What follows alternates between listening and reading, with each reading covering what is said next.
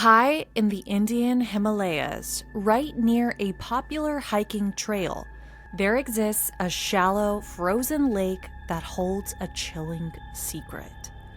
Every summer, as the ice recedes, hundreds of skeletons emerge, scattered along the shoreline, their skulls cracked open as if by some violent hand. Were they victims of a cursed goddess? A freak hailstorm? Or something even stranger? Travelers from halfway across the world who never made it home. Some of these skeletons belonged to locals from over 1,000 years ago, but some were from halfway across the world and died almost a millennium later. How the hell did both groups end up in the shallow lake? This is the mystery of Roopkund, India's skeleton lake. Today, we're unpacking the legends, the science, the pilgrimage route that passes near the lake, and the leading theories on how so many people ended up here. We'll cite everything because your girls contain multitudes, chaos gremlins, and footnotes for the nerds.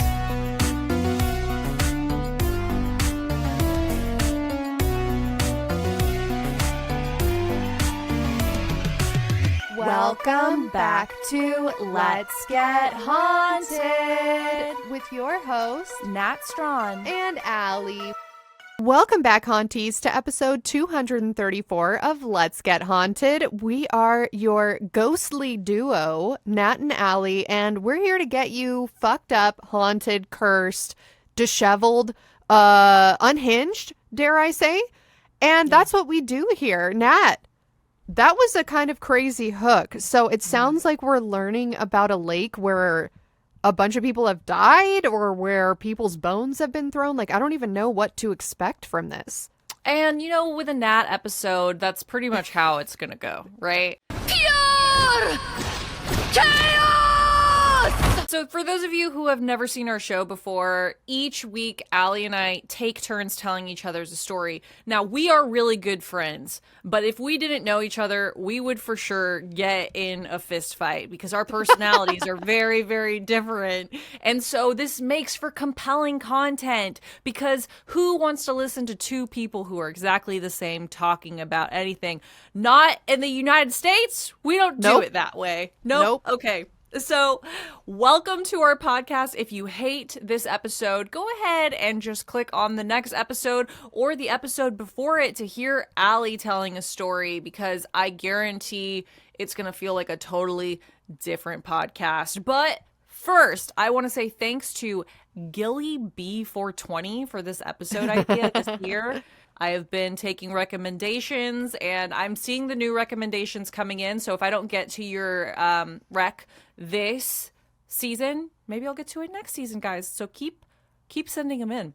All right, guys, basically, I got sidetracked a lot when I was researching this episode because it's one of those that, like, has so many rabbit holes. You're like, ooh, what's the goddess? And then it's like, ooh, mythology of the goddess. And it's like every goddess has, like, it's a goddess. Like, they have their own drama, their own lives, their own needs, their own dogs, like, their own outfits. Like, I want to know about all of that stuff. And just before I knew it, I was like just deep in stuff that didn't. You know, I actually found myself on Lauren Conrad for Kohl's because I think you said that in a previous episode. God, I love Lauren Conrad for Kohl's. Hold on. I'm wearing a pair of her earrings right now that I got from Kohl's. Let me show the screen. Lauren Conrad for Kohl's, please sponsor us. Let me show you these earrings. I just couldn't get that out of my head. Oh, wow. Wait, what is that? Is it a rose? Oh, it's like a Moana spiral or something. What? I cannot see what that is. Is that a shell? It's what like is that? An ocean snail shell. Okay, so it is a Moana. Okay, Ohana. All right. Lauren Conrad is Ohana? Okay. Was not expecting that sharp turn. Yeah, I don't know. You just said it, and like the way you said that phrase, Lauren Conrad for Coles, just got like stuck in my head. And I It's was like, so okay, good. is this the cacao? Like, is this a psychic moment? Like, am I supposed to do something with this information? And I went online and then looked at it, and it all was really cute. But what I learned was that she makes little outfits for babies and toddlers. So, like, I got my 5-year-old and my 6-month-old matching outfits, and I thought that was cute. Yes. Yeah, Yeah, Lauren consumerism. Conrad. I don't even know. Was she from the OC? She was from one of those shows, right? Or She Laguna was from Beach? The Hills. The Hills. The Hills. I Okay, couldn't Laguna remember. Beach, and then The Hills. Yeah, she was like the protagonist, like the straight man, like the nice one that we're supposed to root for, and she was like into fashion, so it makes sense. Yeah, I'm rooting for her now. Once I found her collection at Kohl's, I Yeah. knew that I am now a stan. Okay, guys, basically the TLDR on this episode is that there's like this little puddle, and it's actually, god damn it, the nerds are gonna be like, you know what, it's actually not a lake, and it's actually not a puddle, it is a glacial what is it called? I just looked this up. Glacial, hold A on, glacial depression, a glacial Yeah. formation, a That. glacial... a glacial tarn. A glacial tarn. That is Oh, the I don't know word. what that is. What does that mean? Just like a glacier melted and now it's a lake? Yeah, like a tarn is like a depression that a glacier made, and then I guess it fills up with like snow melt. Nice. Big fan. Okay. Would Oh, love yeah, to drink nerds, that. Nerds! So excited right now. So there's like this lake / just a glacial tarn, and it has like 800 skeletons, but we don't know exactly how many are there. Those are just how many we have like guessed are there, because who has time to get 800 skeletons and figure out what's going on? Oh, that's kind of crazy. It's like there's so many skeletons that they gave up, and then they probably just mapped like 15 square feet of the tarn and were like, okay, well, there's 7 skeletons here. And so based on extrapolating that outward, it comes to 800. Yeah. That's yeah. crazy. And they've done some genetic testing on some of these bones, but like only from the sample section do we have information. So I'm going to give us the information that I have, but you should know that all the information I'm giving you is from the sample section. We didn't have time to go in and pick up every single bone and match it and figure out where it's from and who it belongs to, et cetera, et cetera. So from what they found, there are 2 separate groups here from like 2 different mass casualty events. Yeah, it's kind of crazy. In this lake, it's just like full of skeletons. Yes, they did testing. This is my favorite kind of story. You know, there's a time and a place for the whimsical topics of like, is Bigfoot real and did he suck my dick? Yes or no? Check the box. Like, those are fun too in their own way. But I love when we have a mystery that someone is actively investigating, that has the tools to investigate it. Genetic genealogy, DNA testing, archaeology, mapping a lake. I don't know, like different tools like that. It just makes it so much better. Recently, as 2023, there was like a scientific journal note posted about this particular case. And this lake is only 3 meters deep. It's 40 meters across. So for Americans, that's about half a football field wide. And it's about as tall as Robert Pershing Wadlow, who was the giant of Illinois. He was 8 foot tall and 11 inches and 439 pounds. Is this our new unit of measurement that we're doing? I seem to remember a few seasons ago we were doing bathtubs, like how many bathtubs long something was. It's also the same length as a 9-foot Christmas tree. Okay. Oh, Okay. And 5. so wait. So it's 9 feet? It's 3 meters, 9 feet, right? A meter is 3 feet, correct? I don't know. I have no clue. That was just an assumption I made. I thought I didn't have to research that. I thought I had that down. I thought a meter was 3 feet. If that's not true, it I'm very well could be. I'm just laughing because rather than say it's 9 feet, you're like, it's a 9 foot tall Christmas tree. Like, because that does something for you. You know what I mean? It's like, it's different. Okay. And so also I found out Shaq is 7'2". So that, Wadlow, the giant of Illinois, was a real big person, and mad respect. And so I'm was going to throw up Shaq. a picture of the giant of Illinois with his dad here so you guys can see. Ooh, ah. Okay. Did you know that when I was at Kohl's the other day, I found a bag of candy that is Shaq's company, but the candy is just a gummy version of Shaq's face in different colors. I did Is not it called buy Candy it. Shack? I've no. That would be funny, like Caddyshack, but Candy Yeah. Shack and the Shack. Okay, I know I've said this before on the show, but that song by the B-52s, Love Shack, when I was little, I thought they were saying Love Shack, like Love Shaquille O'Neal, and I could not understand why that song wasn't being used by the NBA, because I'm like, it's right there. They created this song. The B-52s created this song for Shaquille O'Neal. He's one of the greatest basketball players to ever do it. But anyway, yes, Shaquille O'Neal, 7'2", has candies that are just gummy versions of his face at Kohl's. If you guys are new to this show, you should know that we certainly do get haunted, but we also get a little educated at the same time, okay? Yes. And you should just take it as, like, the universe's way of communicating things you need to know. You might have clicked on this episode being like, I want to learn more about India's skeleton lake. Why am I learning information about Lauren Conrad for Kohl's and Shaquille O'Neal's candy company? You need to know this information for something, guys. I don't know what's going to happen, but you needed to learn that. Otherwise, through the butterfly effect, Kim Jong-un or Il, which one is it? Whichever one it is going to get like really mad and do nuclear warfare. All right, back to this lake. It is 5,000 meters up in the mountains, okay? And once again, for Americans, that's like a 5K. And for Haunties, that is the distance that I would bet money Aly would excel in once she commits to a fitness running plan. Aly, when are you going to run that 5K on the clock to just prove to everyone that you're genetically gifted at mid distances? For those of you new to the show, I do not exercise, and I am very aware that I've reached that point in my life, in the trajectory of a woman's life, where you're like, is she in perimenopause? I don't know. It could happen at any moment. Once you enter the 30s, like the realm of your 30s, you're like, oh my God, next week it could happen. And anyway, my point is, I need to exercise, and I haven't yet. I'm convinced Aly is like a champion runner, like in her. I don't know why. I just am convinced, and I feel like it's like the same way I get about the horses. Like I see one, and I'm just like nerd out about it, right? Like I'm like, ooh, I bet that's like a great jumper. I bet that guy. He could look at those legs. He could just turn like that, or ooh, you know what I mean? And I just think that when I see Aly, I'm like, I bet that girl could rock the fuck out of a 5K if she really put her mind to it. Did a braid. I'm talking about a high ponytail with a braid and like some visor sunglasses. I feel like that would be intimidating as fuck. You guys, because Aly's kind of tall too. She's like 5'8" or something. She's kind of tall. We need to bully her into being a mid-distance runner. Okay. I appreciate the faith in me. If I do run a 5K, Patreon will be the first to know. And I will, at the end, give a speech. Even if I'm in last place, I'll just grab the microphone. I feel like there's always a microphone and a stage at a 5K, even if it's a fun run, quote unquote. And I'll just grab the microphone and go, that was for Nat. And then I'll drop it on the stage and walk off and have a heart attack promptly. Oh my God, with the American flag behind you.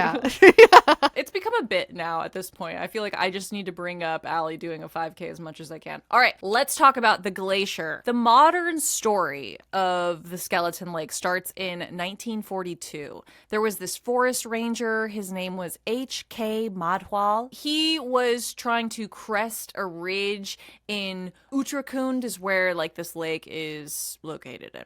And he sees bones. He's like, wait, there's a dead person like here in this lake. Like, this is not good. I'm a forest ranger. I have to do something about this. And so he gets a little bit closer and he sees like tattered clothing and stuff. And he's like, oh, this is like been here this person has been passed away for a really long time. He starts noticing that there's hundreds of bones all over, piled at the edge of this little icy lake. And he gets into a little bit of a panic because 1942, we are in World War II at the time. And so he has a little bit of wartime panic, thinking, are these soldiers of some sort? Like, was this like a covert mission gone wrong? Like, what's going on here? But then he realizes, oh, actually, these bones are super old. When the summer ice like started to recede later and showed more and more and more bones, he realized that there was leather sandals, there was rings, there was like beads, seashells, little parasols that were made out of bamboo and like birch tree bark and stuff. And so he was like, oh, I don't know, something really special is happening here. He just happened upon some haunted treasure with like skeletons guarding it, essentially. That's so scary, because it's one thing to come across one ancient bone remains situation, but if you have a whole group of people, maybe it's just the American in me, but I'm like, was this a mass suicide a la Jonestown? Was this like an invading army that, I don't know, a Donner Party situation, like somebody got trapped here and was never found and there were a bunch of them, and were they eating each other? I don't know. My mind spirals out of control. I could see that being extremely scary and eerie. Yes, and this area, this is not someplace that you would just like accidentally walk by. This is a very remote part of India. You're in between these huge peaks that go around, and they make almost like, it's like a barrier ring of these huge mountains. And so to get into the center of this area where the lake is, you essentially have to like cross Mordor, or like whatever they were doing in Lord of the Rings. That was hard. Like, this is like a really big deal.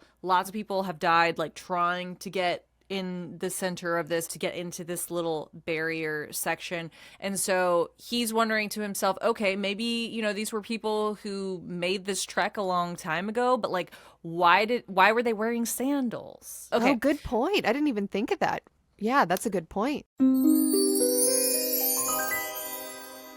Our next sponsor has literally been a game changer for me, and I mean literally. This week's episode is sponsored by RELIEFBAND. If you don't know what RELIEFBAND is, then you don't know our show very well, because RELIEFBAND is the original anti-nausea wristband that quickly relieves and effectively prevents nausea and vomiting associated with motion sickness, anxiety, migraines, hangovers, morning sickness, chemotherapy, and so much more. RELIEFBAND is literally a band that you wear on your wrist to give you relief from nausea fast, and you can change the intensity of it with just the click of a button. It's 100% drug-free, non-drowsy, works quickly before or after symptoms start, and it has 0 side effects. Plus, RELIEFBAND's new Premier Plus model provides advanced nausea relief, including a digital clock, and uses smart skin sensing technology to preserve battery life. Last time I used my RELIEFBAND was literally last night when I was live streaming Blueprints on Patreon. Shout out to all the haunties that were on my live stream. I frequently get motion sickness, and RELIEFBAND has been a game changer. I also get IV infusion treatment for my autoimmune disease, which can sometimes make me a little bit nauseous as well. And I use RELIEFBAND every time I get my infusions. When I'm live streaming, I have the intensity set to 2 or 3. And when I'm getting my IV infusions, I have the intensity set to around a 7. So if you want to cure your nausea problem fast, join the hundreds of thousands of people who are nausea-free with RELIEFBAND. Right now, we've got an exclusive offer just for Let's Get Haunted listeners. If you go to reliefband.com and use promo code HAUNTED, you'll receive 20% off plus free shipping. So head to RELIEFBAND.com and use our promo code HAUNTED for 20% off plus free shipping. And now back to your regularly scheduled haunting. Okay, I'm going to show you some pictures now. I'm going to share my screen to make this easier. So here is a picture. Can you see that? Yes, it looks like a brain, but I understand that it's not. I understand that is a lake. Okay, so it looks like it knows something. It's not a lake. Okay, this is like topography of India. And this little area here, see all these yellow mountains? This is way zoomed out.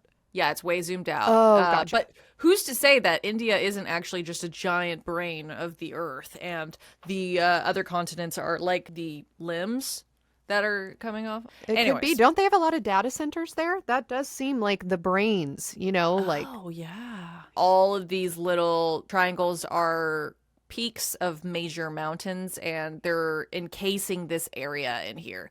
This area is like a national park at this point today, but at the time, I don't think it was a national park yet. So there's no village that's around this lake. There's no roads. There's no obvious way that hundreds of people would have gotten there and just died there. All right, okay, Nat, cool. There's the old lake. There's a bunch of dead skeletons in it. Whatever. Like, why is this haunted? What if I told you that the mountain was actually a goddess in mountain form who smites people when she's not into their vibes?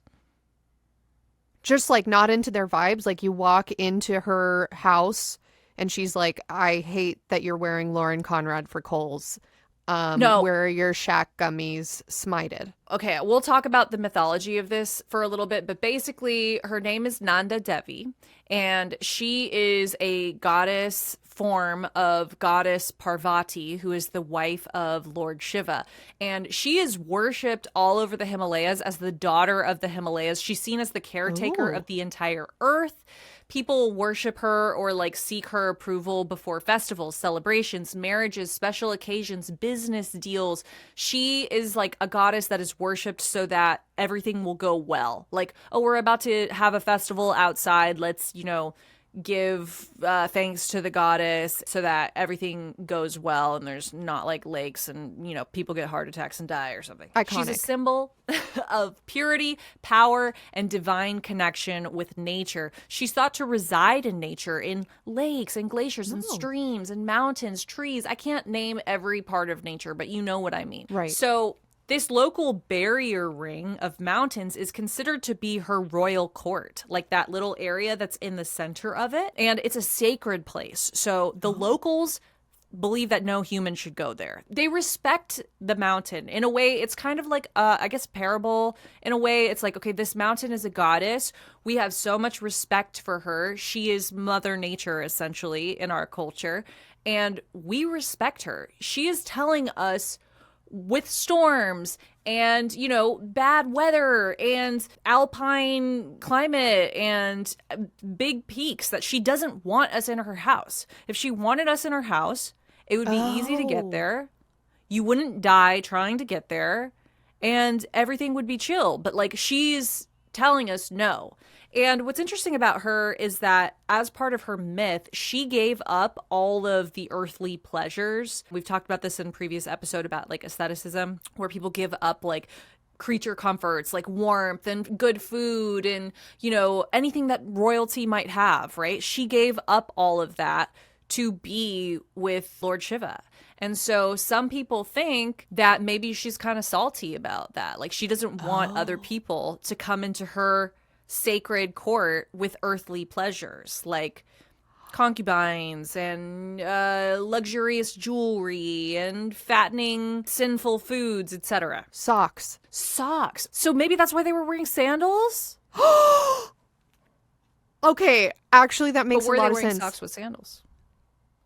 But would sandals be considered a creature comfort? What kind of sandal? Because sandals, I feel like, are the easiest of all the shoes to make. I'm not saying like to make well, but just to make. You know what I mean? Like you would get a little bottom and then you stick a string through it like a flip-flop. Yes, a thong, one might call it in certain parts of the country. Yeah, you go get your nails painted. They give them to you. That's how easy they are to make and how cheap they are to make, So I do feel like a flip-flop is the least comfortable, the least fashionable, the least display of ostentatious wealth out of all the shoes that you could have. I don't know that they were flip-flops though. They said sandals. I feel like flip-flops wouldn't have happened 1,000 years ago. I don't know. Like, what?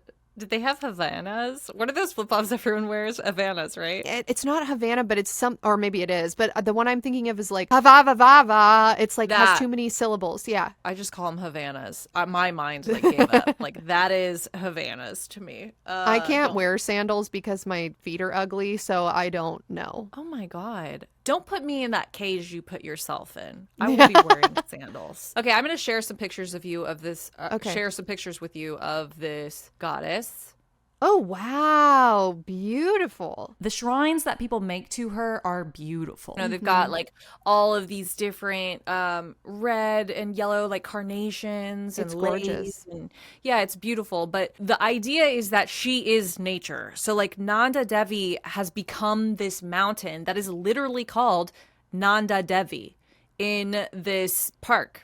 And it has 2 different peaks on it. There's all these different peaks, and like one of them is supposed to be Lord Shiva, one is supposed to be her, one is like her, I don't know, twin peaks. Hold for laughter.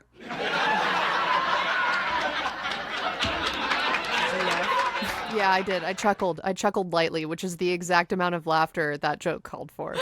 It was like a tasteful, like, ha ha ha. Actually, quieter than that. She is revered, this woman, this Nanda Devi. People go on this pilgrimage that we'll talk about in a little bit to like go and see her and like be around her every 12 years. Because at one point you have to remember that before we knew about Everest, Nanda Devi was thought to be the tallest mountain in the world up until 1808.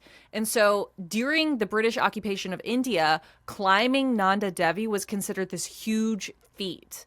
And it's still today one of the highest mountains in India. Hey guys, it's Nat. This episode is sponsored by BetterHelp. It's fall. I'm in full autumn psychosis. I've got the Snoopy fall drip on with the matching socks. Fall is a time of heritage and prestige. One must not look too far to find inspiration in the dark among golden leaves and mossy gnomes. Or, as Shakespeare himself once said, the teeming autumn big with rich increase, bearing the wanton burden of the prime-like widowed wombs after their lord's decease. What the was that guy talking about? The thing is that I want to be one with the earth. It's my way of accepting and honoring the changes in my own internal world as I see them happening in the external world with the turning of the seasons. Beautiful. And as much as I would like to get licensed guidance from a fair old toad who lives under a mushroom, sometimes they're not always available. I have 2 children. One of them is a baby. I don't have a whole lot of time, so getting therapy online is what works for me. BetterHelp therapists work according to a strict code of conduct and are fully licensed in the US. BetterHelp will do the initial matching work for you so you can focus on your therapy goals. All you have to do is a short questionnaire to identify your needs and preferences. And if you don't like your therapist, you can change. It's so flexible because it is fully online, and you can pause your subscription whenever you'd like. When I was going through postpartum depression, BetterHelp was life-changing for me. As the largest online therapy provider in the world, BetterHelp can provide access to mental health professionals with a diverse variety of expertise. Find the one with BetterHelp. Our listeners get 10% off their first month at betterhelp.com/gethaunted. That's betterhelp.com/gethaunted. And now, back to getting haunted. So basically a bunch of explorers wanted to climb the tallest mountain in the world, like back during the British occupation, but they had to figure out a way to get to it because it's in that barrier ring. And so there was an attempt made by this guy, Tom Longstaff, which was in 1905, but he couldn't make it in there. And then they kept trying for 50 fucking years.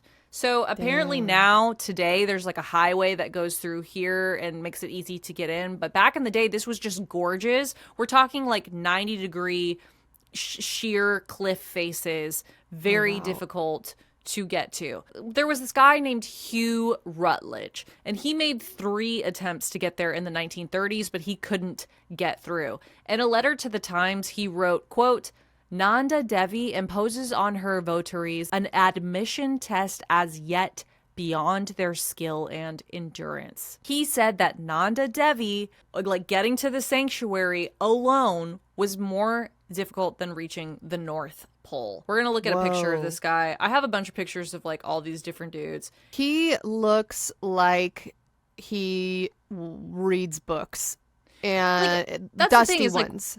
Was Dusty it hard books. for him to get there? You know, like, like, is he like, oh, it's so hard to get there. It's harder than getting to the North Pole. I'm like, bro, you don't look like you're going to make it to tomorrow. So hats off to him. His glasses are interesting. They look like bug eye glasses. It looks like a bow. It looks AI because it's misshapen. It's like his glasses look like a cartoon bow, but instead of being colored in pink or whatever, it's glasses lenses. And he has a little mustache, and he has forehead wrinkles and larger ears than some. He looks scholarly. He looks scholarly. He's wearing a tie. He's wearing a coat, jacket, coat. He's balding. So that will indicate to you that he appears to be, if I had to guess, 70s? In his 70s? Oh, no. I feel like that he was probably like in his 60s there, but I don't know. He's really not that important. The people who are important. Okay, fine, he's important. Everyone's important, guys. Just because they didn't climb the mountain doesn't mean they're not important, okay? I get it, but for my purposes, he is not that important. Who is kind of important are these people. This is Eric Shipton, Bill Tillman, and Sherpas Ong, Pasong, and Kusang, who made it finally to the sanctuary after trying 8 times. Also, side note, Allie, this is going to be impressive to you. This guy on I think it's the far left, Eric Shipton, he thought that he saw Yeti footprints in 1951 while hiking Everest, and I have to show them to you because it actually is kind of insane. Damn. I feel like that's literally the exact photo you showed me when you did your Mount Everest episode. I remember a pickaxe next to it. Can remember beyond like 5 episodes back. Honestly, iconic. I feel like I did talk about Yetis. I can't remember anything from longer than like a month ago. That's crazy. I want to say it was like episode 90 something. If you guys want to go listen. Oh to my God. Mount Your Everest. brain is incredible. Your brain is incredible. I could be wrong. I just feel like I saw a 9 in the number. Here's what this guy looked like too, which I feel like is kind of worth talking about. Okay, I don't mean to laugh. Look, he accomplished an incredible feat. I think it's cool to not care how you look, which clearly this man did not care how he looked when he was photographed. It does remind me, though, for people who are fans of It's Always Sunny in Philadelphia, this looks like a McPoyle brother. This looks like a long-lost McPoyle brother. This man drinks milk, and it's whole milk. He does not give a fuck about his farts and shits, and I think that's great. Is he trying to, like, rizz up the camera? I don't know. It's working for you, though, it feels like, right? Kind of, because you saw the Yeti. I actually feel a little bit frightened of this man. I think he might be a Yeti. Yeah. Yeah. So, aren't you interested, though? Like, was it actually a Yeti? I just automatically believe it. I just think, yeah, it was probably a Yeti. Because I love the idea of the Yeti. Some people think that it was actually just footprints of a local because, like, some of the people who are local to the area do hike through the snow in the Himalayas barefoot because their bodies have become accustomed to the cold weather. And some of them have, like, foot deformities that might have happened at birth. And so some people think that what he was actually seeing was someone who had a foot deformity, who was, like, a local who had walked through the snow and left those footprints, but it also could have been a Yeti. But that shows you just, the locals are fucking hardcore as fuck, right? Like, they're just walking around barefoot through the fucking Everest. Snow. Yeah, they don't give a fuck. So now, we're going to fast forward to 1936. Bill Tillman and Noel Odell finally climb Nanda Devi. And since then, there have only been 13 successful attempts. Since 1936. Whoa. Yes, 13, that's also haunted. Crazy, I know. And it's also, did Taylor Swift write this episode? I don't know. And it just makes you think, like, there's only been 13 successful attempts. The locals are saying, the mountain doesn't want to be climbed. The goddess doesn't want to be climbed. Maybe she only lets people through that she thinks are worthy. Maybe she thought that guy was worthy because he wasn't, like, doing earthly pleasures. Like, he was just a crazy guy who had insane hair. Yeah. And was like, I gotta climb this mountain because I want to, feel nature. I want to, what is that thing that Pocahontas sings about? The colors of the wind. Right. Can you paint with all the colors of the wind? Right. He wanted to know, how high do that sycamore grow? Yeah, he wanted to know what Grandmother Willow could do for him. What that Grandmother Willow do? What would Grandmother Willow do? This is actually a crazy callback for those of you who have been with us for a long time. We used to talk about Grandmother Willow a lot. Enough to where you noticed. Mm-hmm. And now we haven't talked about her in a while. But what would Grandmother Willow do? I am determined to make Allie running a 5K be the next Grandmother Willow. Okay, so Nanda Devi is worshipped in times of crisis also. So, like, if there's a forest fire or an avalanche or a terrible storm, she will be worshipped, and it's said that she'll protect the land and her devotees. So people respect her, and it kind of makes sense that only 13 successful climbs have happened. And for you nerds, when researchers in the early 2000s first dated some of those bones that were in the skeleton lake to the 800s, they saw these like circular skull fractures in their heads and thought, oh, maybe this was like some sort of hailstorm or something. And there is a local legend that says Nanda Devi killed some people who had, like, royals who had come to her sanctuary with earthly pleasures, like it was a king, and he brought his concubines, and he had like his whole sedan with him and all these people following him, and she didn't like it. And so the legend says that she struck them down with iron balls into their head. Like cannonballs? I don't know what that means. Iron balls? Is that like testicles? Balls of iron. Yeah, I don't know. I mean, what kind of iron balls did they have back then? Because nowadays, if you told me, oh, she had iron balls, I'd be like, oh yeah, she had a lot of chutzpah.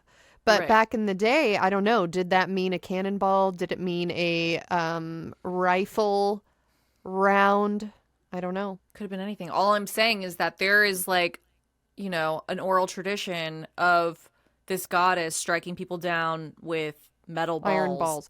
Yeah. Wait, actually, that's making me think of aliens, like the Betz sphere, which we covered earlier this year, which was this round, spherical, metallic, radioactive, allegedly, ball that fell into a family's backyard in Florida. And people think that it was an extraterrestrial listening device or drone. So is this story of this goddess an allegory for the aliens? Was she an alien and they were up to something in this part of the world? And so anyone who came into the area, they sent one of their circular drones out to inspect and see who the person was, and then strike them down if they didn't want the person to discover their lair. Oh my God, I didn't even think about the aliens. See, that's what I love about Aly. She's always thinking about the aliens. I love them. I just have a lot of admiration and delight when I think of them, and I really hope they think of me from time to time. Yeah, I hope they do too. Now we're going to talk about this pilgrimage. Aly, do you know what a pilgrimage is? I believe so. I think people go on pilgrimages when they are seeking spiritual or religious outcomes. So like people who are having a tough time, they might go on a pilgrimage to a religious site where the Virgin Mary appeared to a group of people, for example, or in our Rasputin episode a few episodes ago now, I think maybe 3 or 4 episodes ago, we talked about how Rasputin, rather than be exiled from his hometown for possibly stealing a horse, he was like, let me go on a pilgrimage to this monastery. It's going to be really hard. It's 300 miles. I'm going to do it on foot. And then along that pilgrimage, he had a religious vision. So I feel like anytime I hear about pilgrimages, it's people doing something really difficult in order to connect on a spiritual or religious level with their God. Yeah. And I guess you could say we've done a pilgrimage in the past. Like in 2019, LGH went to Area 51 on a sort of pilgrimage. It was hard to get there. I feel like that's what a pilgrimage is. It's hard. It's hard, and it makes you think about pilgrimage.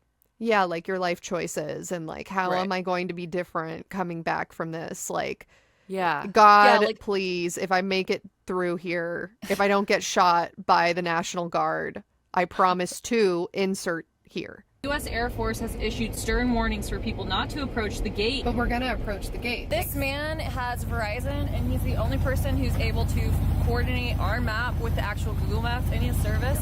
And he said he will drive us there. So this is the first lead we have all night. I say we go. Are you kidnapping us? I trust Bo. That's right. I have a puppy, so everything's okay. We have mace and a knife. We are now approaching the gate, and they're chanting "Clap Alien Cheeks." It's a Facebook event. A meme, How many times have I said I'm going to come to something and been like, oh, actually I'm not. There's something better to do. I don't know.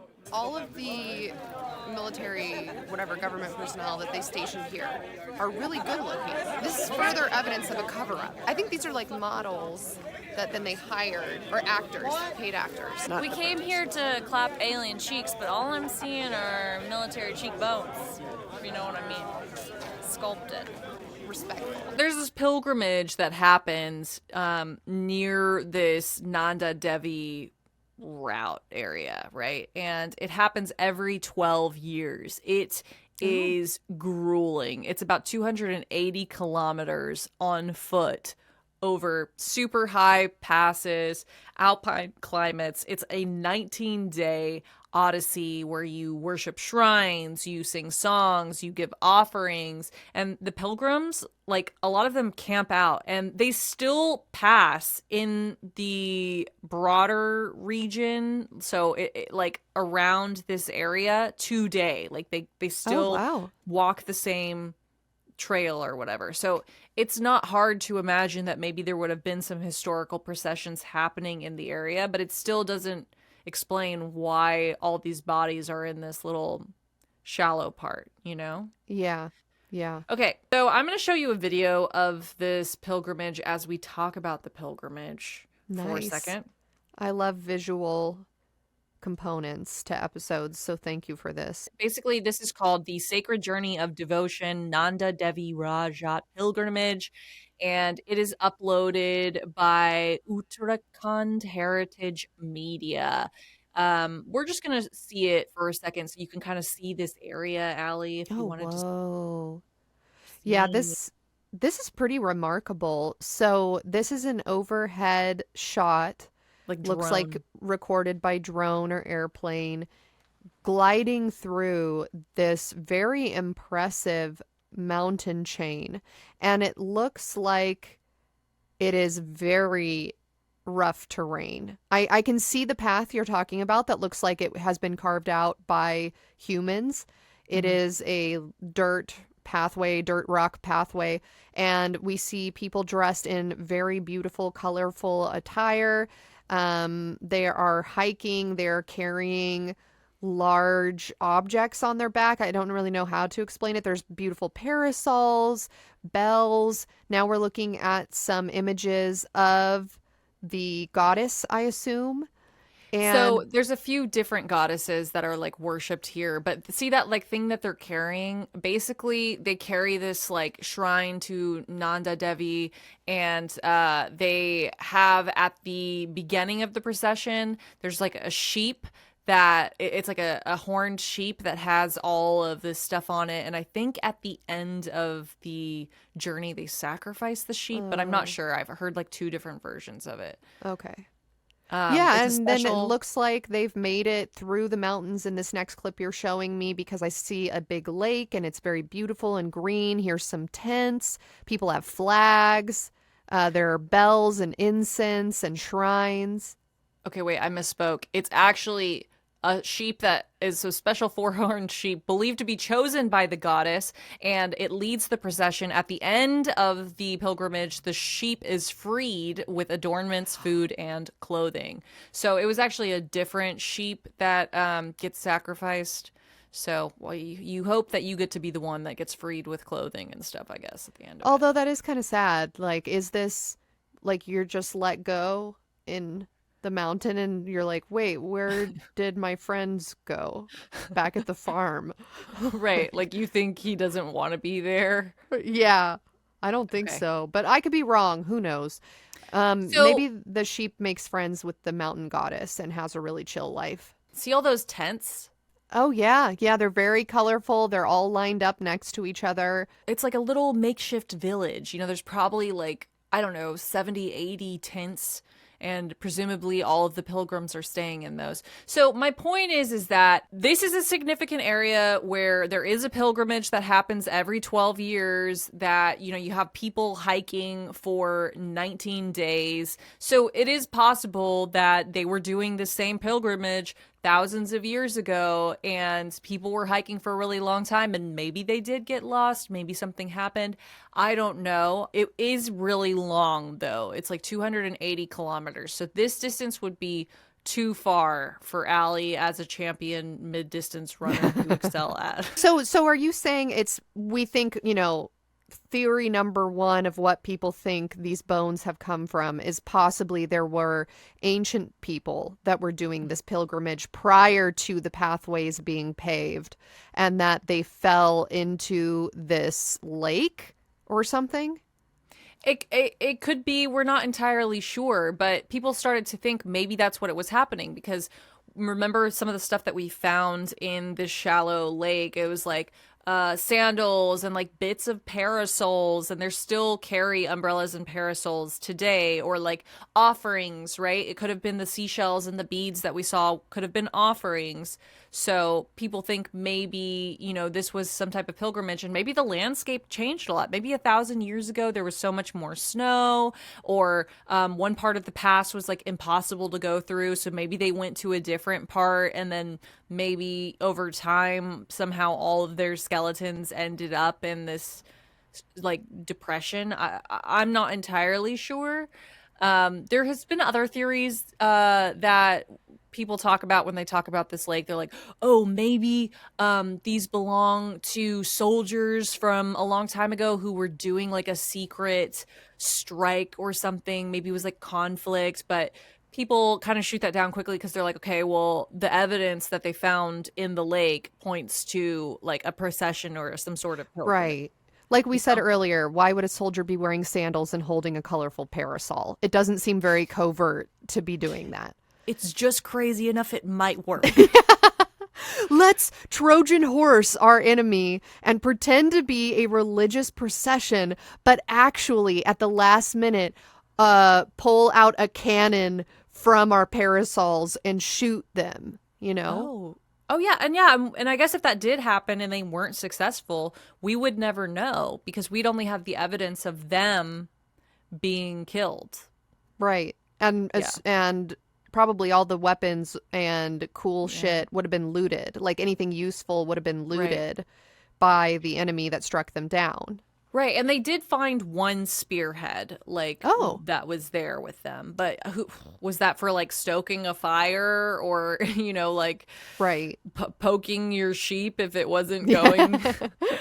Or catching food, if this was a very long pilgrimage because it was prior to this pathway being put into the mountains, so presumably it would take you forever to get to this location if you even made it. So yeah, maybe they needed spears to be able to hunt for food along the journey.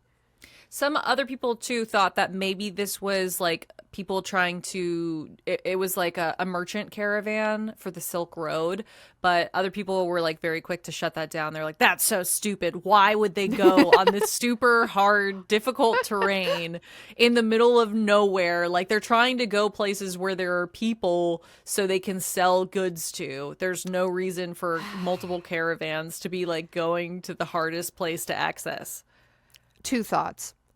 One, why did man try to go to the moon? Okay, we do things that are illogical and difficult all the time just because we want to be able to say that we did it. Second idea, what if this was like an original Burning Man festival where you're going to go to an area with all this colorful, opulent shit where nobody lives, there is nobody, and your whole point is you're going to go there and you're going to have like a really sick time doing psychedelics and listening to DJ sets. And orgies. Yeah. Yeah. And like art installations. And yes. like cosplaying Mad Max. But for them, that was like cosplaying as pilgrims or something. Okay, that's an idea. And then maybe the mountain goddess didn't like that. And so she struck them down with whatever. Or in a tale as old as time, some newbies went to Burning Man and didn't bring any water. And they're like, oh shit, this is a bartering system out here? I actually did no research into what's going on. I didn't know that there are crazy dust storms. So I didn't bring goggles and N95 face masks so that I could breathe, So maybe it was a group of people that were like, hey, we want to go to this area that our folklore says is sacred, but we're not going to do any research about what we need to bring to actually be successful to make it back from this pilgrimage. Yeah, I mean, that makes sense too. And then you just wonder also, could this have been time traveler tourism, right? Oh. Like, come along on this like ancient pilgrimage. It's gonna be awesome, super authentic. We're just gonna start over here, and you're just gonna give up all your worldly possessions here on Earth. It's something that they do, and you're gonna go back to Glork planet feeling renewed. And then they just didn't make it. Right. It could be. Now 800 people, which is the estimate. That seems like a lot of people.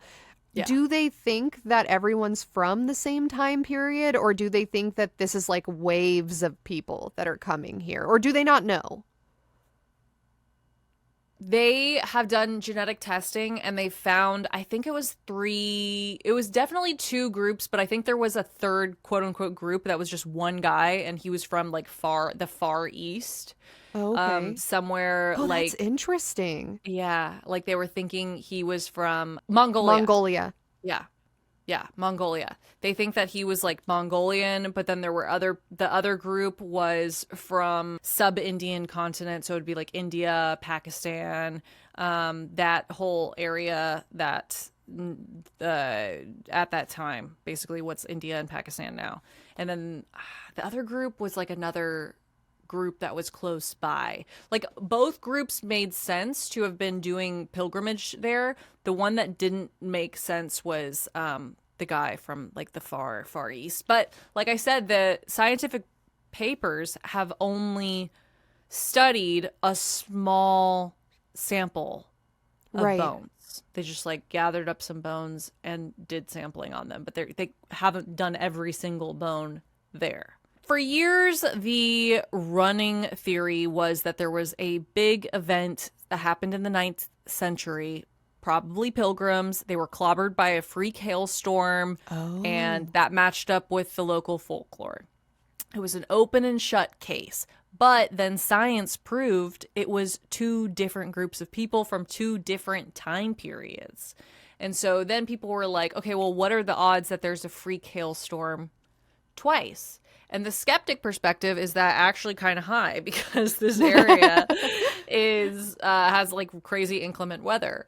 But the whimsical, paranormal, cool perspective is that it's the goddess, and she's pissed off that all these people are in her sanctuary where they're not supposed to be. Right. And they're doing earthly pleasures. Can I see some pictures of these bones? Oh, wow. Oh, damn. That's a lot of bones. It's like scary.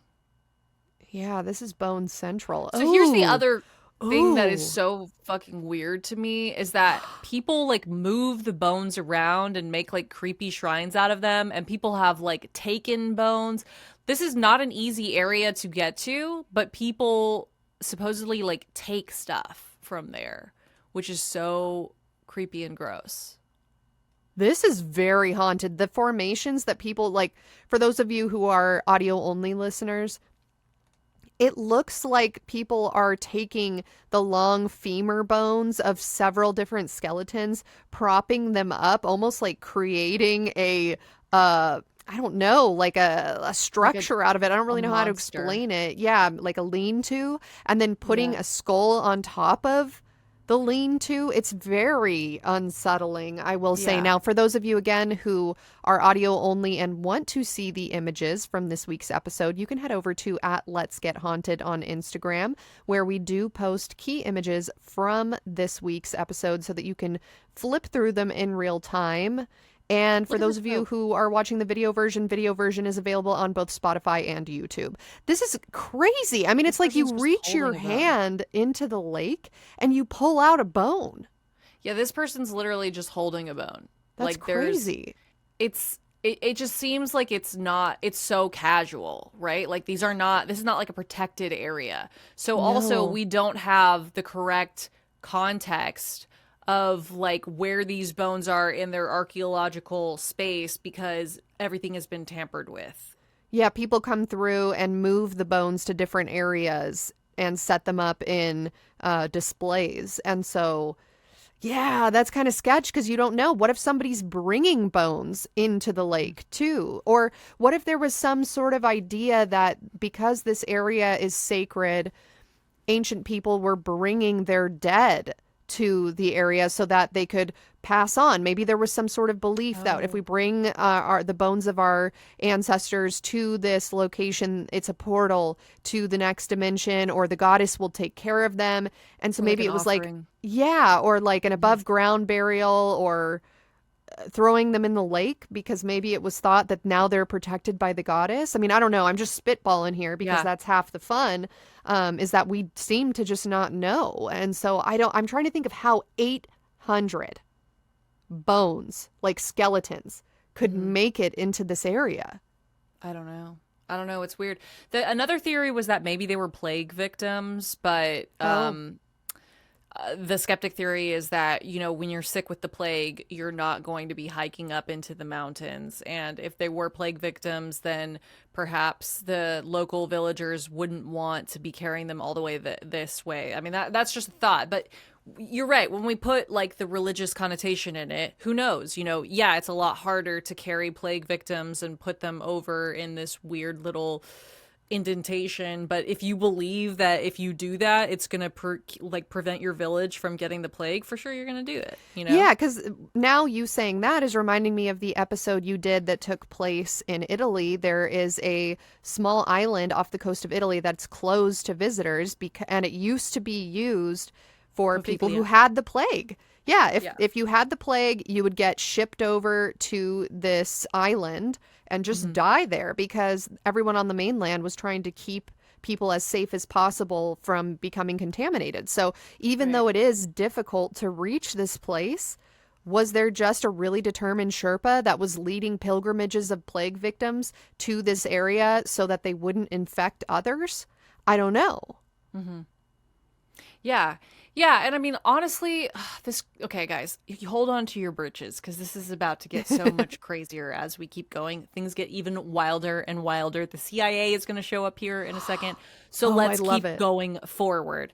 Okay, so now we're going to talk about how in 2019 there was an international team, and they published this genome-wide ancient DNA test for 38 individuals from this lake area. And they also ran radiocarbon dates and stable isotope analysis, which is, I guess, the gold standard combo in bioarchaeology. And what they found was that there were 3 genetic clusters. There were 23 people with South Asian related ancestry. They were radiocarbon dated around 800. There were 14 people with Eastern Mediterranean related ancestry, like the mainland of Greece or Crete, and that was dated from 1800. But keep in mind, that's where their genealogy was from. That doesn't necessarily mean that they came from Greece to India, right? Like they could have migrated there and been part of a group that was there. We don't know that they were like, hey, the weather in India at this time of year is great. Let's pack up and leave Greece and go to India, right? Right. Okay. The cluster 3 was just one person, and they were also around 800. So that means that the bones weren't just from one disaster. They were from 2 mass death episodes separated by a millennium, and their diets backed all of this up. Now, why am I talking about this so much? Because the media ran with this, because they got really excited about this, science. I think about it this way. The locals have known this lake exists with all of these bones for a very long time. And it was only once this British fucking zookeeper, what is it called? A zookeeper, rangekeeper, someone who, park ranger? Park ranger. Yeah. Yeah, this British park ranger is walking around and sees bones, and he's like, oh, dear God, I think that's a bone there. Oh my goodness, this is quite despicable.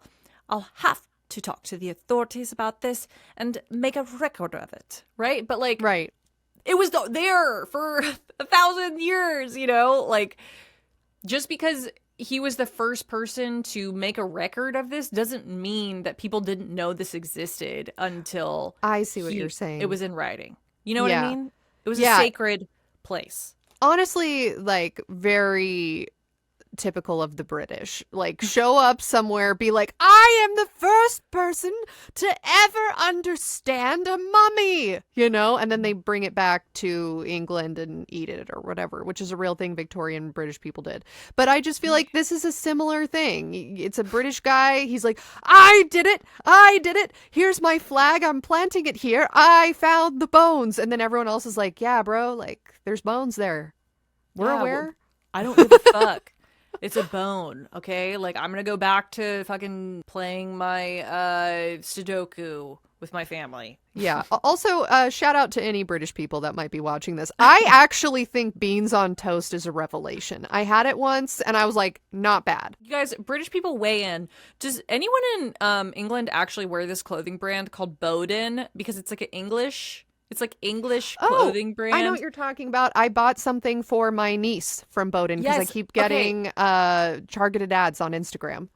Yeah, I buy stuff for my kids from there because they have like really well-made clothes that are like cute and kid-like with like bugs and trucks and stuff on them, and they're not like, commercialized like Mickey Mouse and Spider-Man. So I'm like, okay, please just wear this fucking shirt with a spider on it and not the actual Spider-Man. I'm trying to save your brain. I'm trying to keep you from becoming a capitalist cog in the machine, okay? But I was under the impression that it was a British brand, and then they started targeting me. They were like, oh, you're buying stuff for your kids.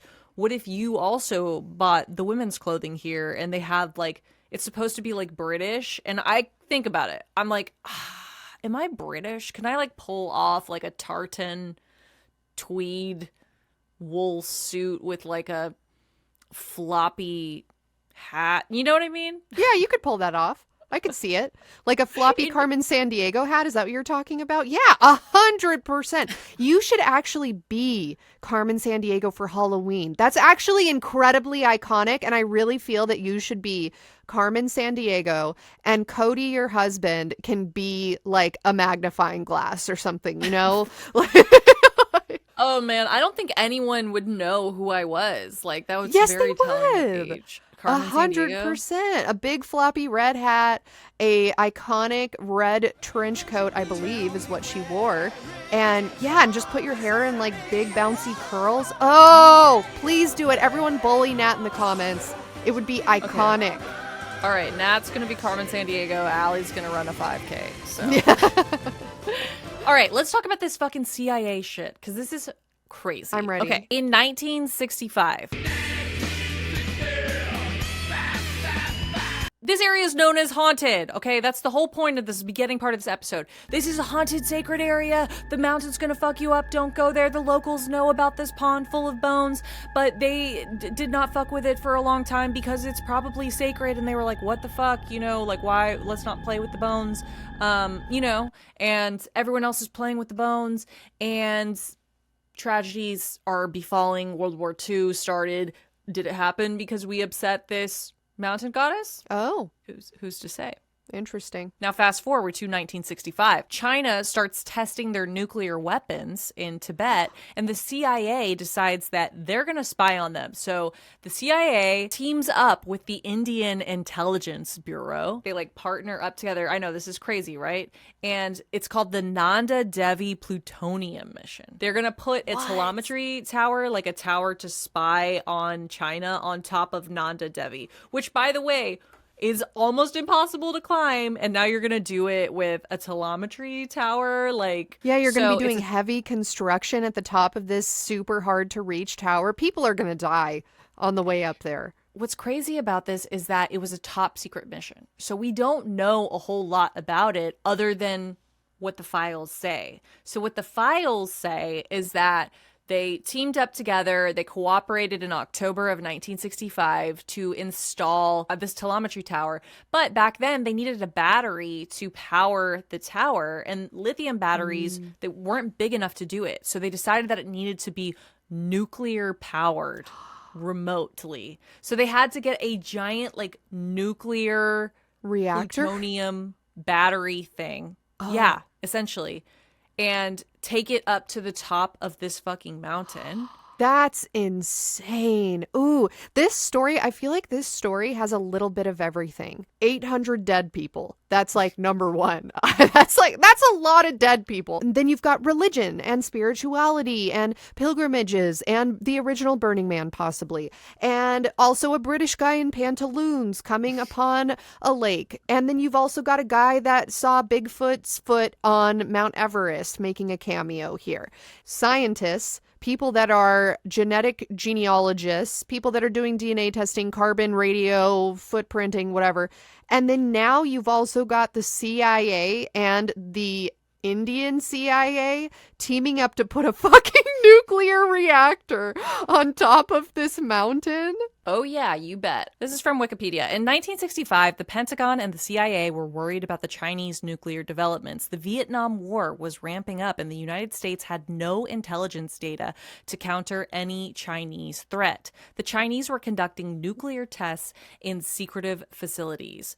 2 years prior, a top U.S. Air Force officer led a successful expedition to the summit of Mount Everest. He suggested that the Pentagon should recruit the hardy Sherpas to install a remote sensing station on the summit. But this idea ran into some problems as Mount Everest also bordered China. After consultations with the Indian authorities, the Pentagon arrived at a plan to install a remote sensing station on the summit of NANDA DEVI within the Indian territory at an altitude of 25,645 feet or 7,817 meters. The members of the CIA/Indian Intelligence Bureau mission were tasked with installing an 8 to 10 foot high antenna, 2 transceiver sets, and the plutonium-powered radioisotope thermoelectric generator and its 7 plutonium capsules.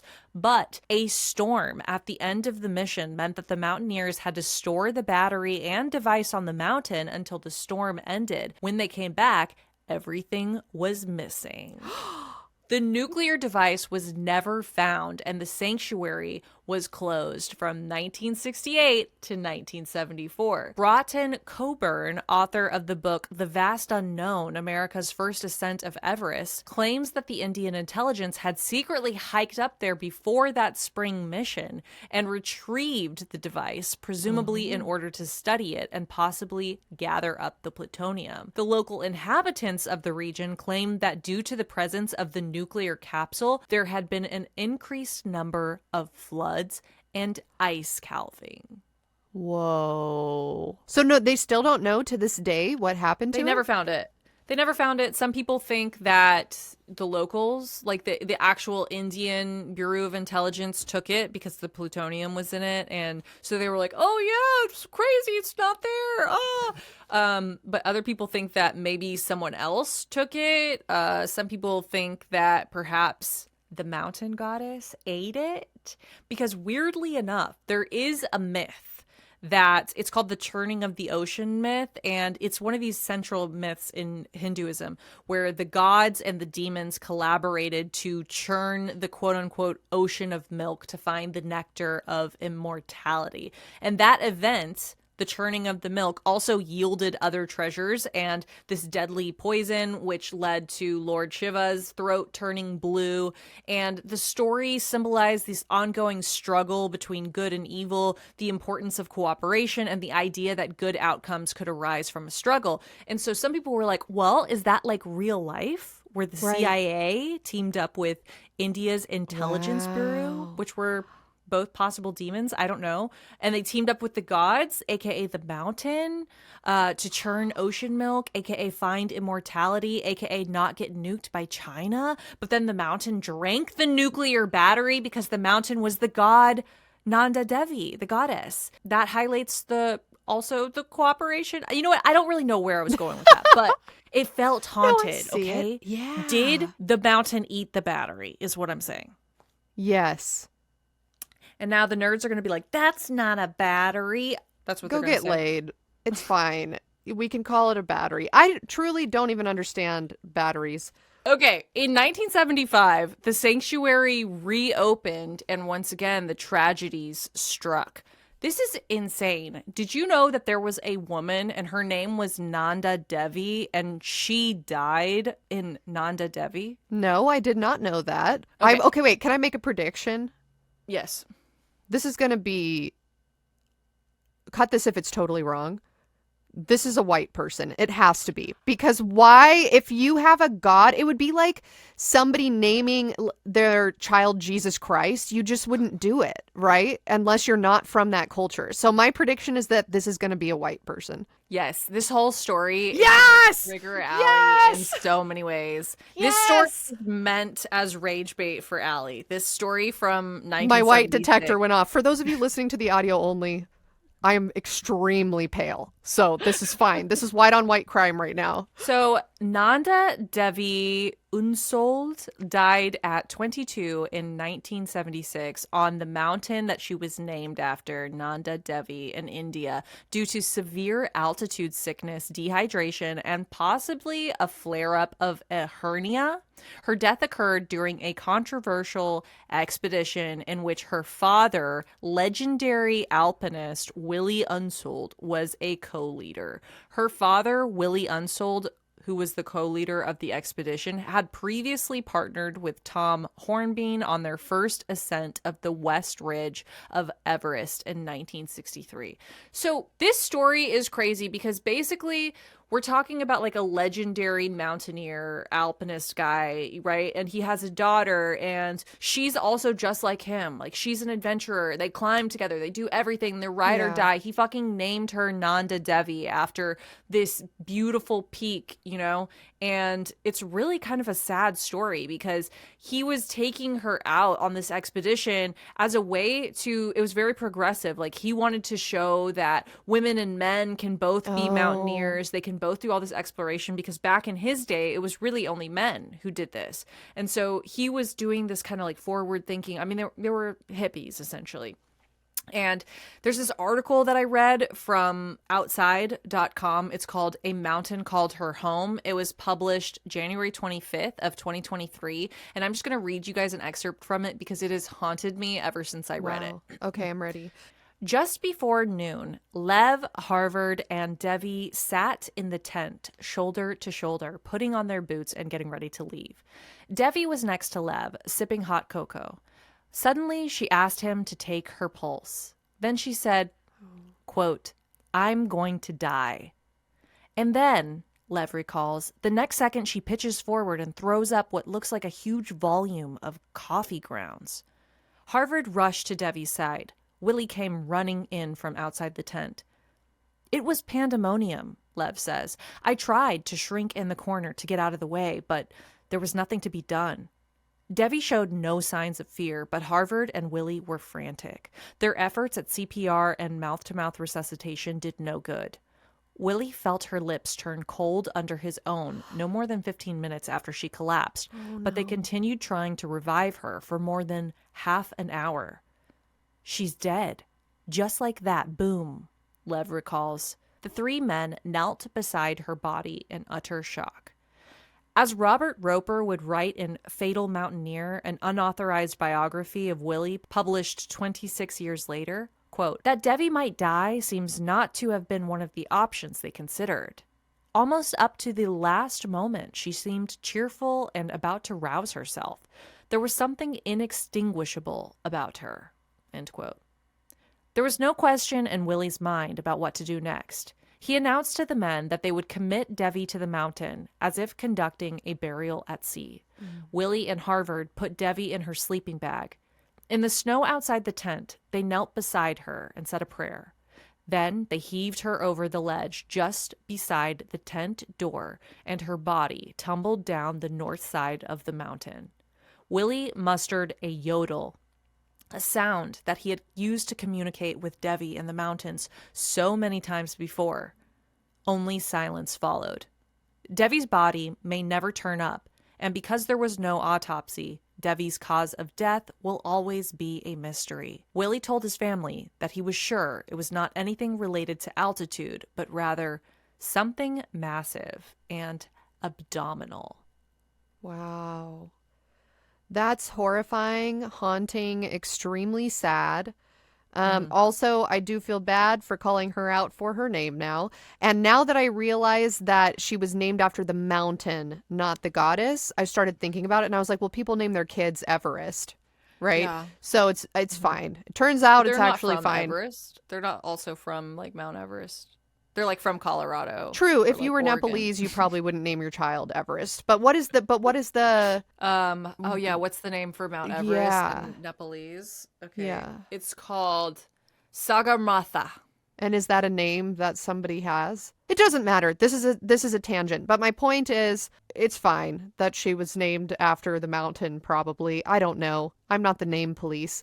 Very sad that she died. I'm also a little bit, I hate to say it, my gut reaction was suspicion because we've never found her body. She was thrown over a mountain, which seems very extreme to me, in her Yeah. sleeping bag. I don't know. I'm not about that life. I'm not an alpinist. I'm not a mountaineer. It seems like you wouldn't want to throw them over a cliff. You But would just maybe leave that's a them there, tradition. right? Yeah, or bury them, like maybe try to do like a shallow grave, but who am I to say? I'm not the grieving police either, but it seems weird. I feel very bad for her that this happened, and that's horrible, especially for someone so young. It's a very long story, guys. This was like a very controversial thing that happened back in the Oh, 70s. it was controversial even then. Yeah, because some people were like, she shouldn't have been out there. And then other people were like, women can go wherever they want. And then some people were like, she didn't have the skills to be out there. And then other people were like, you're just sexist. She grew up her entire life with her dad, you know, hiking and doing all this stuff. She was well prepared and she wanted to be there. You putting the blame on her dad for taking her out there is like taking away her agency. She wanted to be there and she was sick for several days, like leading up until her death. And she didn't want to go back down. She wanted to be there. There was at one point where they like felt the hernia on her stomach. It was like a big egg. And she was like, okay, tomorrow you guys like go and summit and I'll just stay in the tent and get some rest. And then she died. That's horrible. Oh my God, that's my nightmare. I'm just so haunted by her being like, I'm going to die. How did she know? Well, people know. Apparently, if you show up, we've talked about this before on the show, but if you show up at an ER and tell them I'm going to die, apparently it's like a very high probability that that person is going to die. And so they'll usually rush them back. Like I know somebody who had an ectopic pregnancy but didn't know that they had an ectopic pregnancy, and it ruptured while they were in church. Actually, it ruptured and she just felt this like deep, like first of all it hurt really bad, right? But also she felt this like deep knowing in the pit of her stomach that was, I am going to die. And so she turned to the person she was with and was like, we need to go to the ER. We need to go to the hospital right now. Didn't explain why because she didn't know. She was just like, we need to go now. And so they drove her to the ER as she's in and out of consciousness. And she was just going, I'm going to die. I'm going to die. I'm going to die. And when they wheeled her into the hospital, they were like, what's wrong? And she said, I am going to die. Something is wrong. And they took her back immediately, checked her out, realized she had a ruptured ectopic pregnancy, and they had to do surgery on her because it was internal bleeding. So apparently people do know. Thank God they listened. Now, I feel bad because I've definitely in my youth shown up to an ER being like, I'm going to die. And it was just a panic attack, like a really bad panic attack. But yeah, I mean, apparently sometimes people know, they can feel it. And she said it's this sense of impending doom. And once you've felt it once, there's nothing like it. I felt like that when I was giving birth the first time. I felt like something was really wrong, but I didn't want to like formulate the thought I'm going to die. But that's how I felt. And I kept saying, I was like, something is wrong. And I kept saying, I feel like something's wrong. That's what I kept saying. I wonder if I was really going to die. I mean, you did a home birth and you didn't die. So that's good. Yeah. So death is not real. Confirmed. Yeah, confirmed. Okay, so after this girl tragically passed away, nobody ever tried to ascend that way up Nanda Devi again. Wow. And in 1980s, there was like this movement of women wanting to be mountaineers and just a movement of people in general wanting to climb, wanting to seek nature out and whatever. Apparently, like the park got destroyed because when you go climbing that way, you have to bring like all of these animals, and then like the sheeps like overgraze the area and like building bridges and stuff like that, like just kind of messed up all of the area, I guess. And so now they've turned it into a national park, and you have to have special permission to be able to climb. I think they don't do it very often. I think I was reading the last one was in the like 2012s, like the early 2010s. Somebody had climbed, and you can only go up one peak. They don't just let you go wherever you want now. So some people think, though, that her dying on that mountain that she was named after was like an example of, you know, human hubris, I guess you could say, like the locals saying,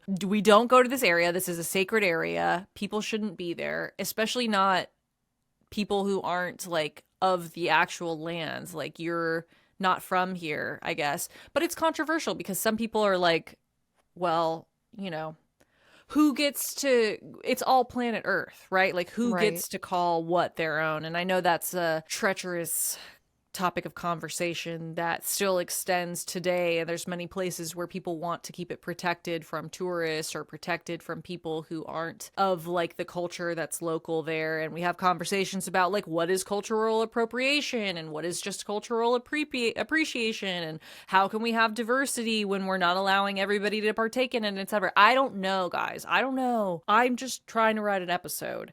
Of a I understand podcast. what you're saying. Yeah, here's somebody that was named after a sacred place, which probably you shouldn't be doing if I had to guess. It's probably in poor taste, shall we say. I'm not saying it's right or wrong morally. I don't think that naming someone is like a moral area anyway, but it's probably in poor taste to the locals. And then she went there and tried to do this very dangerous thing and was not well prepared or whatever. All the reasons you already mentioned that all the critics already have. However, as I'm thinking about this story, I understand she was an adult. She made her own decisions. She had her own agency. But at the same time, she was a young adult, right? Is that what you were telling me? She was, I think, 22. 22. And it reminds me of that story of the submarine, the Titanic, that imploded trying to go to the Titanic. And two of the people that died, one was a dad and one was his son.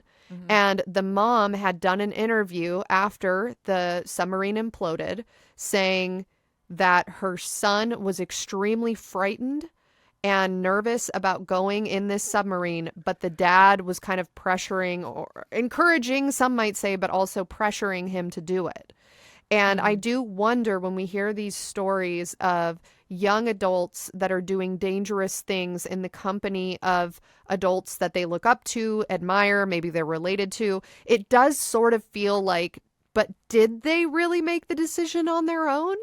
I don't know. I don't know this person. I don't know their family. I don't know the dynamic there, but I just always wonder, was it truly their decision? Because as a young adult, I did many things that I absolutely did not want to do because my parents were like, we're going to do this. Now, we didn't summit a mountain. It would be like, you got to go to church this Sunday. And I'm like, but I'm tired. But like, so someone could argue, well, you didn't have to go because you're 22. And I'm like, I'm living under their roof. I absolutely had to go. Right. You know? Yeah. Okay. Well, the plot thickens a little bit here because when I was reading this larger article, you guys, you can go through my sources and see the article. It's a really great article. It goes very in depth. God, it's so tragic. She met someone on the trip and fell in love with them. Oh. And so that's what the article was saying, was like the two men that were like, you know, passing over her was like her dad and this guy that she had fell in love with. And they had like talked about getting married, and they were going to be married like right after this trip happened.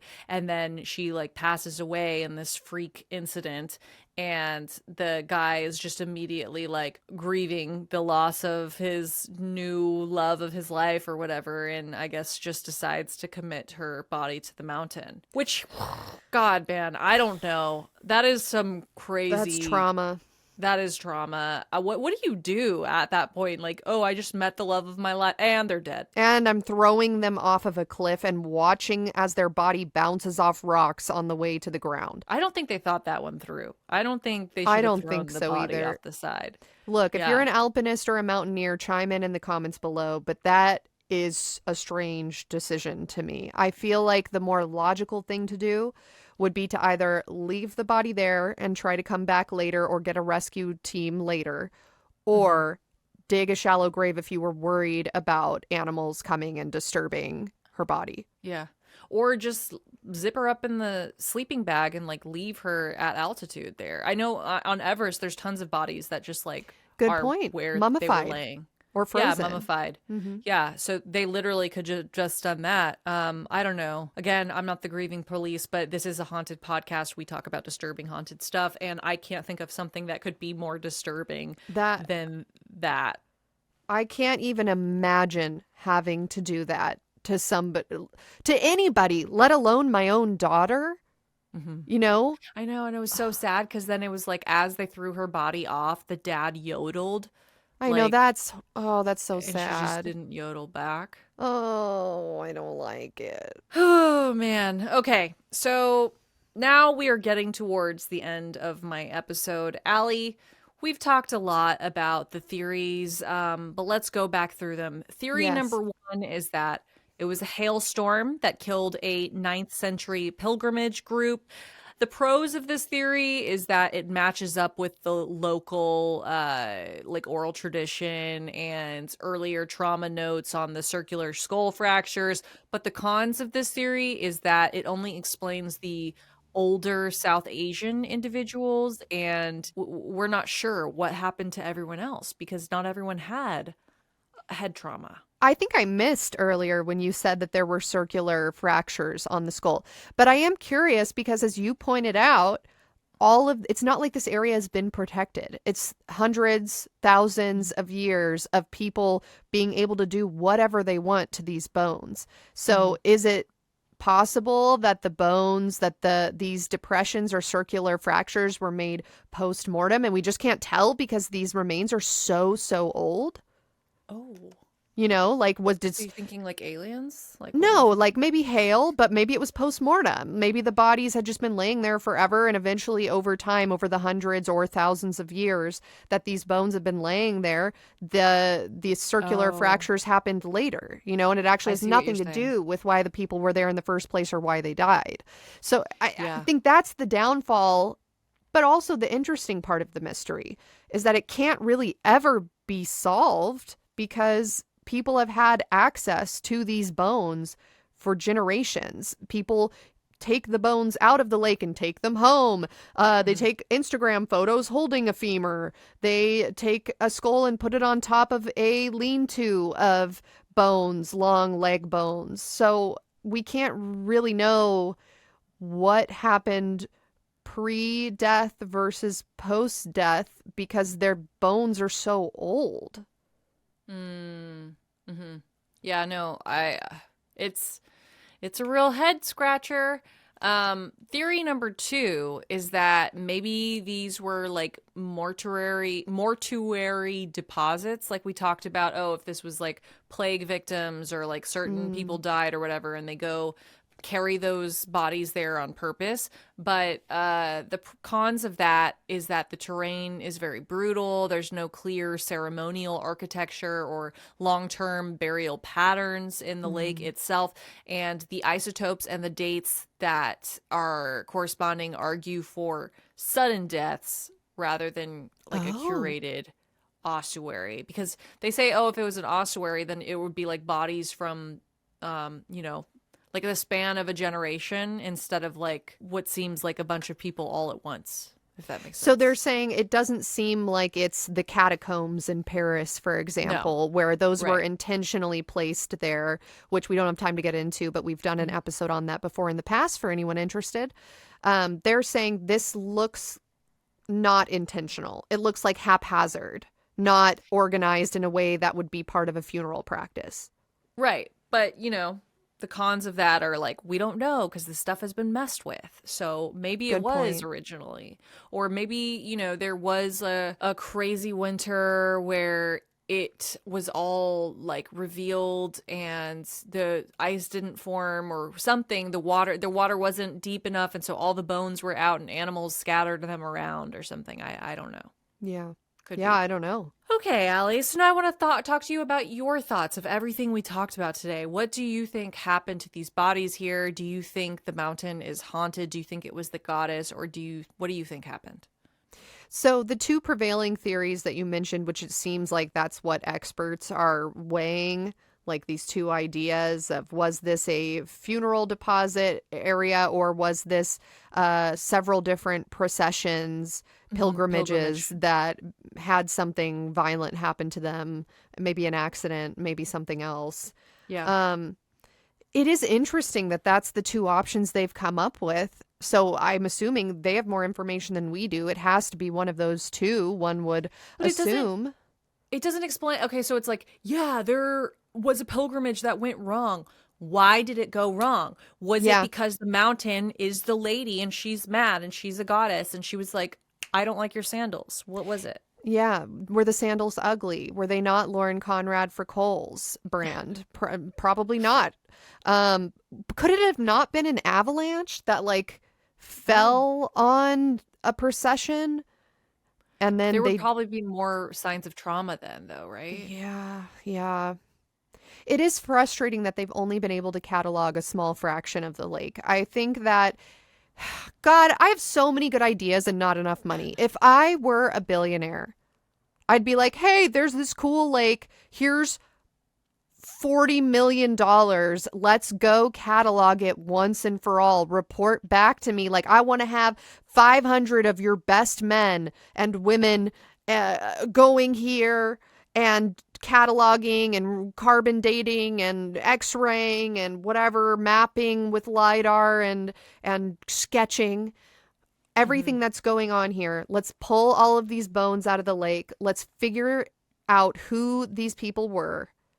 And I don't mean like by name because these are so old, but just sort of like how many groups, because right now we think there's probably only 3 groups, but that's because, as you pointed out, we've only looked at a small fraction of the lake. And then I would want to know, like, somebody create for me a 3D representation of what this land has looked like over the years. You know, did it used to be not as crazy treacherous? Is there evidence of an old pathway if we use LiDAR? Like, I remember in an episode you talked about the lost city of Z, and how through LiDAR we think that maybe there was an ancient advanced civilization in the Amazon.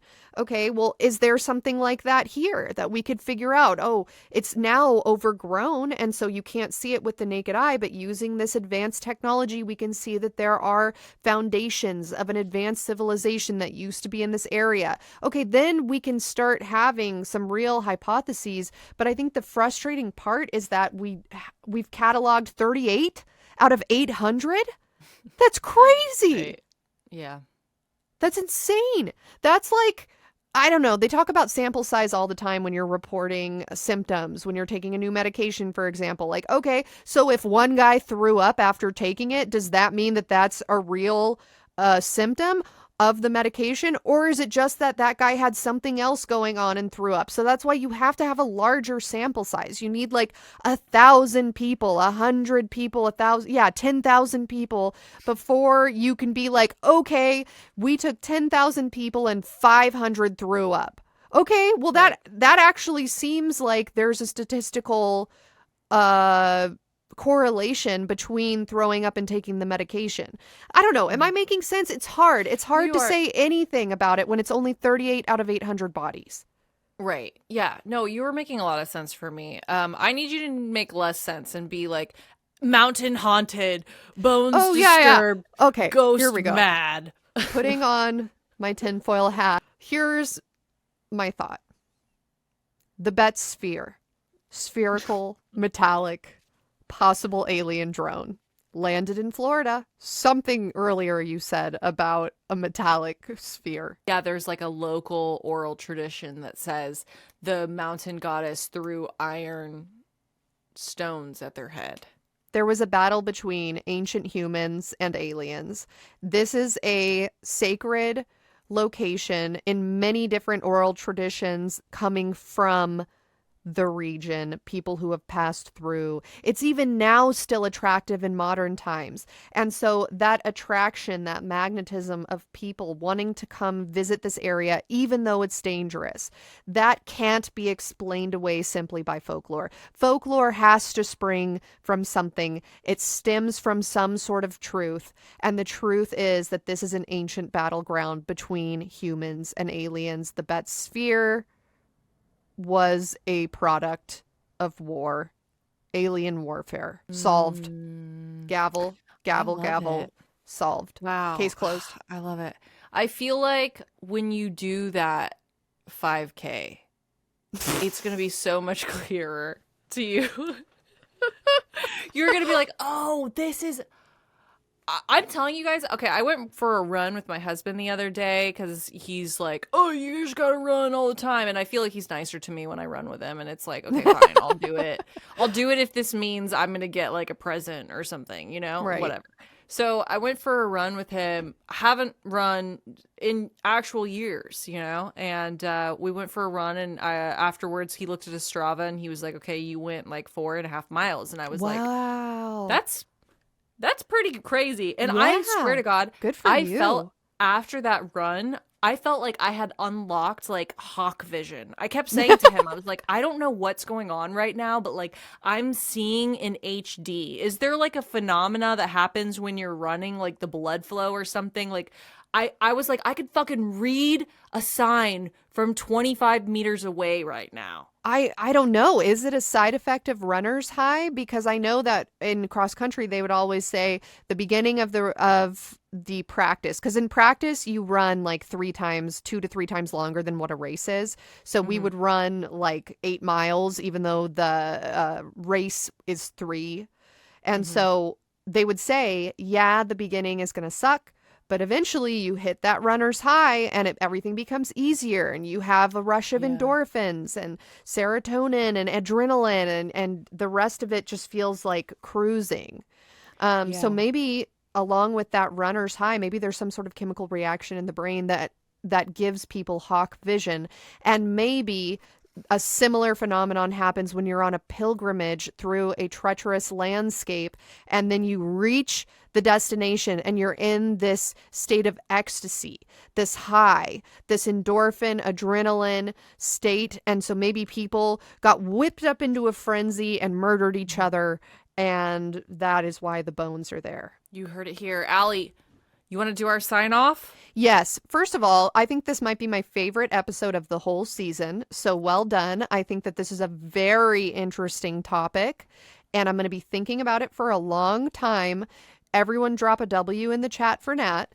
And additionally, I would like to say my sign off now. And my sign off now is BRB. Gotta go name my future child Mount McKinley. Bye.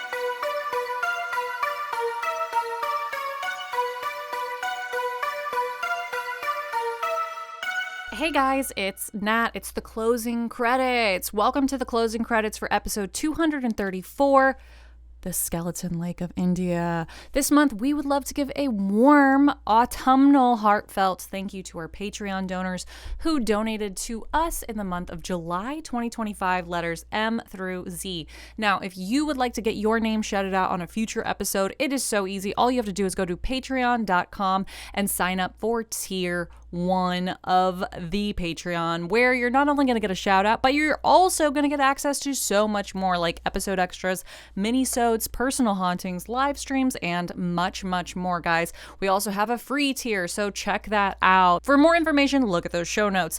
This week, we'd like to thank Mad Nej, Madeline, Maddie, Maddie P, Madison E, Mads, Maha L, Maja L, McKenna P, Mandy Manny, Maria O, Mariana C, Marcella A, Marina W, Mario A, Morris G, Marissa G, Marquez C, Marty F, Mateo NL, Matthew L, Matthew M, Maddie Joe, Max M, Mason G, Meg R, Mega Lantern, Megan M, Megan N, Mega Red, Megan D, Melissa B, Melissa G, Melissa H, Mellow 82, Mercy D M, Metal Pineapple, Miami Cat Mom, Michael, Michael B, Michael M, Michael S, Michael T, Mikey BDX7, and Minnie W, Molly, Monica H, Monica R, Morgan D, Mother of Frogs, Mumble, My Unicorn Farts,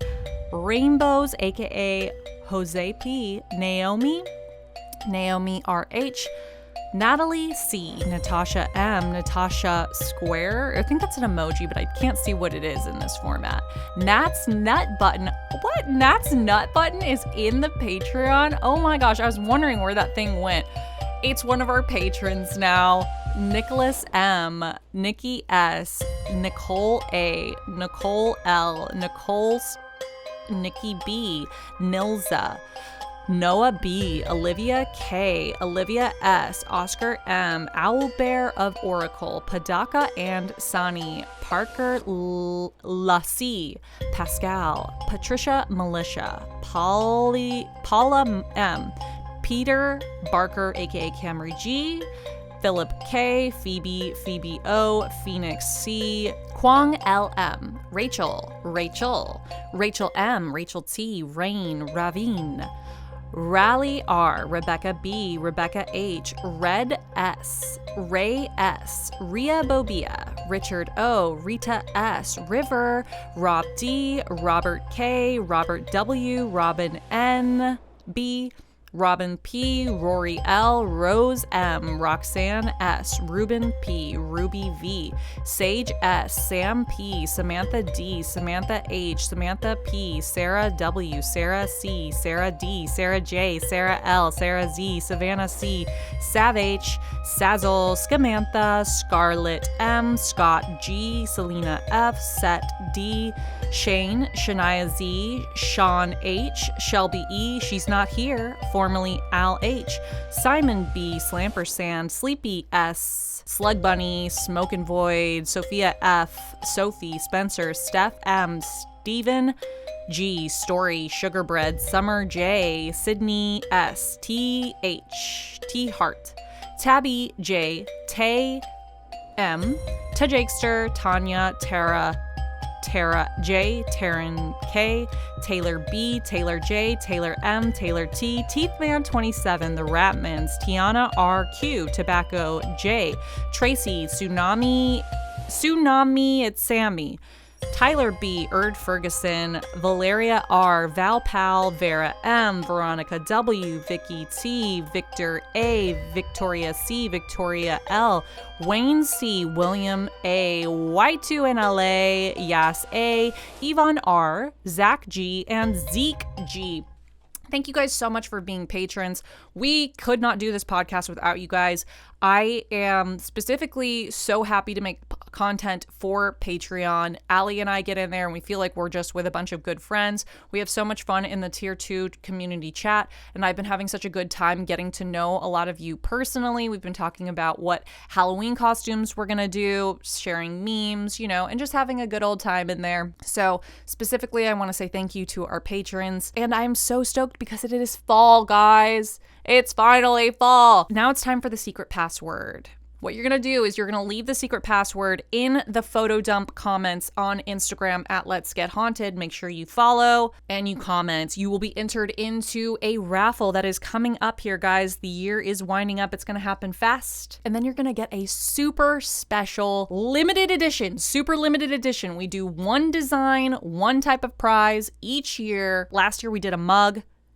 This year, who knows what it could be. The secret password for this episode is Allie is a phenomenal mid-distance runner. Any variation of that. You know what? This is the secret. This secret password is like a little bit, have your own fun with it, guys. I want Allie to read these comments and be like, why is everyone discussing the specs of like me running a 5K? We need to amp her up to this because I just feel My psychosis energy is just telling me that Aly is going to shred that 5K. And then how cool would it be if we had an LGH running team? That would be cool. Ooh, what if we, oh my God, this would be so annoying, but also so iconic. What if we had the fucking crystal ball in our hands as we're running and we're like passing it back to each other, and like the person in the back has to like deliver it to the person in the front, and it's like the fucking flame from the Olympics, but it's the Let's Get Haunted crystal ball. And Aly's in the front. And she's fast because she's a mid-distance runner. She's got the physique for it. She's got the mentality for it. She's trained for it. And we're all trying to get up there to give her that crystal ball. Ooh. All right, guys, stay hard. Mwah.